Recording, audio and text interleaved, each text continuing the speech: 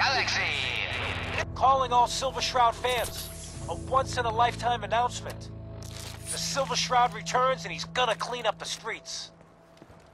Everyone heard how Wayne Delancey murdered Miss Selmy and her kid over a few lousy caps. Death is coming for you, Wayne. Step away from my meat, Galaxy! boy. News! Next. Radio!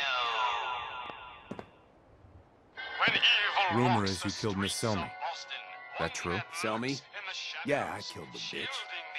And her whelp, too. Shouldn't have bothered, they barely had 2 cats between them. Lights out, pal. What? You mess with me? Slowly now. Reveal yourself. Your day. Galaxy! Friend of the show, Jerry, is here. Is this thing on? Hello? Hello? It's on. Hey We're there. recording in here. Aw, man.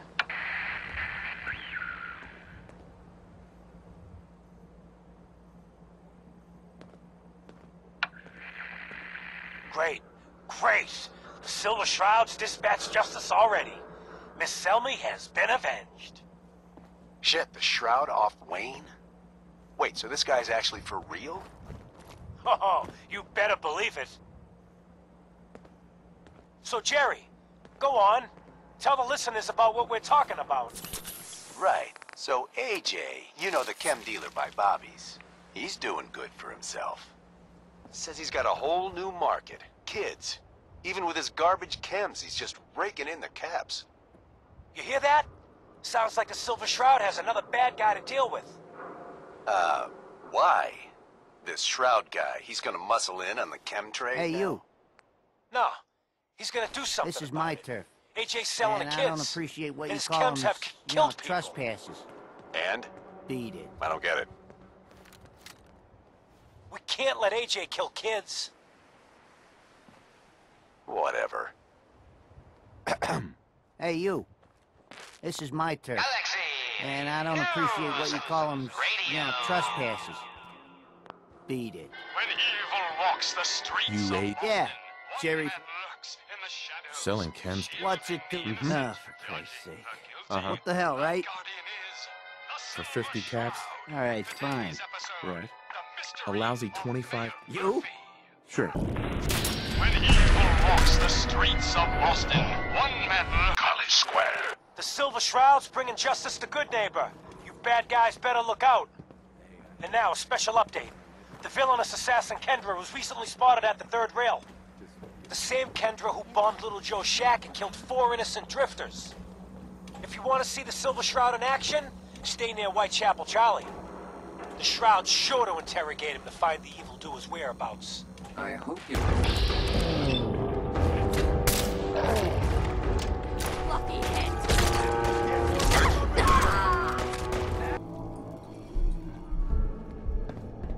You must be Kendra.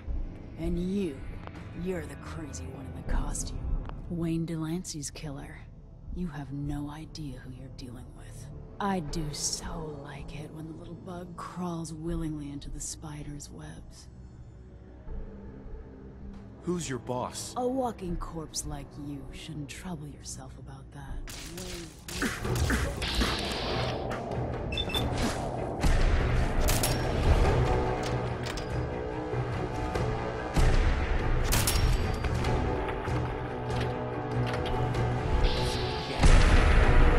Hey. Hey, Hancock. Dropping bad guys, leaving business cards. That's fun and all. But you've walked into something a whole lot bigger. Those lowlifes you've been taking out for Kenny Boy, they all belong to the same asshole. And that asshole's gonna want some good old-fashioned revenge. You dig? So who is this asshole? His name's Sinjin.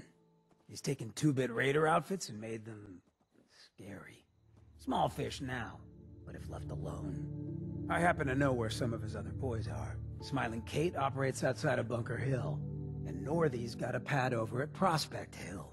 You take them out, and maybe we can find out where the big guy himself is stashed.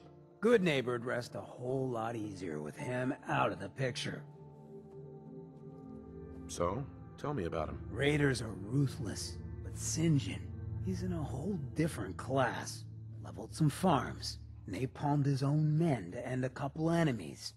But besides his dark deeds, no one knows nothing. If he ain't dealt with now, in a couple years it may take an army to end him.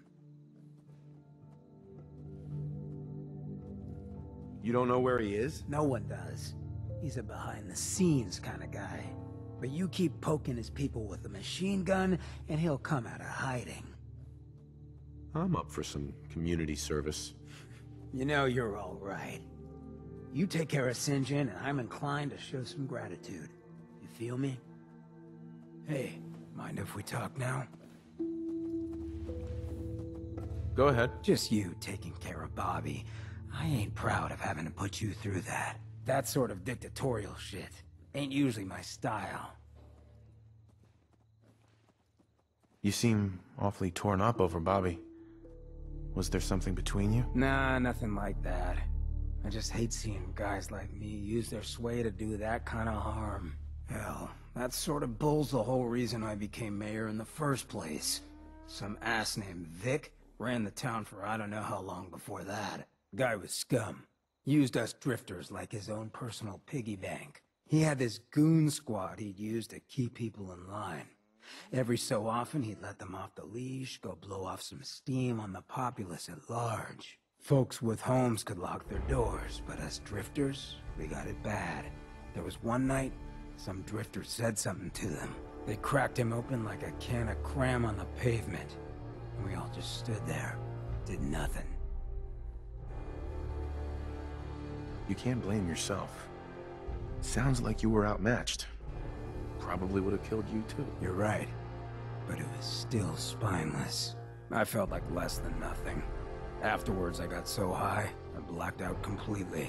When I finally came to, I was on the floor of the old State House, right in front of the clothes of John Hancock. John Hancock, first American hoodlum and defender of the people. I might have still been high, but those clothes spoke to me, told me what I needed to do. I smashed the case, put him on, started a new life as Hancock. After that, I went clean for a bit, got organized, convinced Cleo to loan me some hardware, got a crew of drifters together and headed out into the ruins, started training.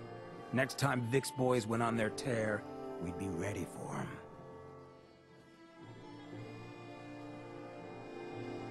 You don't actually think the clothes of John Hancock spoke to you, right? Nah, I just felt, you know, a connection. It seemed like he and I were dealing with the same shit. Serious oppression. So, the night of, we all got loaded. Let Vic's boys get good and hammered. And burst from the windows and rooftops where we'd been hiding. They never even saw it coming. We didn't have to fire a shot. We didn't have to. But we sure fucking did. It was a massacre.